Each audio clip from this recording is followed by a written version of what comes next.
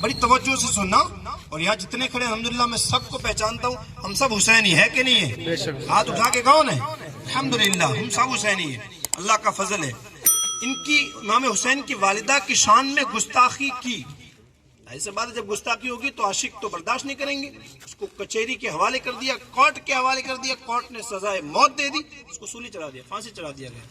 اب اس کے ماننے والوں نے 14 تاریخ کو میلہ لگایا، اس کے ماننے والوں نے جو اس کے سپورٹر تھے کہ بھائی اس کو غلط پھانسی کی سزا دی، ہم تو نہیں کہتے نا، اس کو تو یقیناً یہ سزا دی، یہ تو کوئی سزا نہیں ہے، قیامت میں اس کو پتا چلے گا کہ سیدہ پاک کی گستاخی کا سزا کیا ہوتی ہے، لیکن جہنم کا سب سے بدترین طبقہ اس کے حوالے کیا جائے گا، وہاں اس کو عذاب دیا جائے گا۔ اس کے ماننے والوں نے جو اس کے سپورٹر تھے کہا کہ نہیں اس کو غلط سزا دی، لہذا اس کے سپورٹ میں میلہ لگایا جس کو بسنت میلہ کہا گیا، اور اس میلے میں پتنگ بازی کا رواج شروع ہوا۔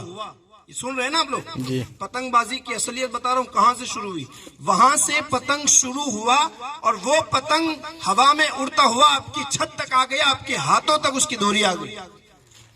آپ محرم میں کہتے ہیں یا حسین ہم نہ تھے، ہے نا، آپ کو منع کیا جاتا ہے کہ بھائی سینہ مت کوٹو، اپنے بدن پر تلوار نہ چلاؤ، یہ حرام ہے، آپ نہیں مانتے ہو، حرام کرتے ہو، کیوں؟ امام حسین کی محبت ہے، حالانکہ محبت میں حرام کرنے کی ہرگز سے اجازت نہیں ہے، مگر میں آپ سے یہ پوچھتا ہوں کہ آپ امام حسین کی محبت میں اپنے سینے پر تلوار مارنے کو تیار ہو کہ امام حسین کی ماں کی گستاخی کرنے والے کی یاد میں جو ہے منانے کے لیے جو پتنگ بازی شروع کی گئی، اس پتنگ کی ڈوری کو چھوڑنے کے لیے تیار نہیں ہو؟ اب کہو نا ہو کہ نہیں ہو؟ جتنے تیار ہیں ہاتھ اٹھا کے کہ انشاءاللہ انشاءاللہ ہم سب حسینی ہیں، انشاءاللہ انشاءاللہ امام حسین کو قیامت میں منہ دکھانا ہے کہ نہیں ہے؟ ہم قیامت میں امام حسین کے سامنے، اگر آپ کی والدہ کو کوئی برا بھلا کہے، گالی بکے، آپ برداشت کریں گے؟ نہیں کریں گے۔ اچھا جو اس کا سپورٹ کرے اس کو برداشت کریں گے؟ نہیں کریں گے۔ آپ غور تو کرو، امام حسین کی والدہ کی گستاخی کرنے والے کی یاد ہم چھتوں پر چڑھ چڑھ کے، اچھا مفت میں بھی نہیں، پیسہ دے دے کر کے، اپنا وقت برباد کر کر کے، اور پھر اللہ بچائے کیسی کہ اپنے گھر کی عورتوں کو بھی چھت پر لے جانے کی، کیفے بجانے کی، اور اللہ کی پناہ لوگ فجر میں اذان ہوتی ہے، حی علی الصلاۃ حی علی الصلاۃ 2 بار، آؤ نماز کی طرف 2 بار، آؤ کامیابی کی طرف 2 بار، اذان میں 4 بار آؤ آؤ بلایا جاتا ہے، اقامت میں پھر 4 بار بلایا جاتا ہے، اس کے باوجود اٹھانے کے لیے صدائے مدینہ دینے کے لیے لوگ آتے ہیں کہ اٹھو فجر کا وقت ہو گیا، ہم نہیں اٹھتے۔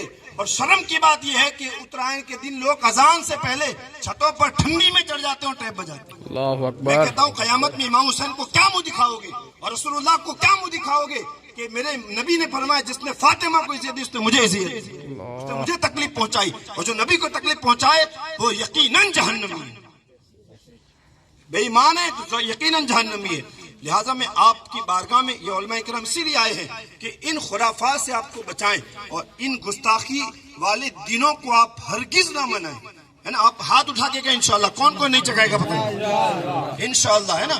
اب دیکھو آپ کو علم نہیں ہوگا، آپ نے چکا لیا، ہم سب توبہ کرتے ہیں ان علماء کرام کی موجودگی میں کہ اللہ پاک ہم نے جو جانے انجانے میں جتنے گناہ کیے مولا ہم سب کے گناہوں کو معاف فرمائے، آمین۔ ہم تو سب توبہ کرتے ہیں مولا سیدہ پاک خاتون جنت سیدہ فاطمہ طاہرہ سلام اللہ علیہا کے صدقے میں مولا، اور ان کے شہزادوں کے صدقے میں ہماری توبہ کو قبول فرما، اور انشاءاللہ ہم نیت کرتے ہیں کہ نہ خود چکائیں گے نہ دوسروں کو چکانے دیں گے، انشاءاللہ۔ انشاءاللہ۔ اب میں آپ کا شریعت حکم بیان کر دوں۔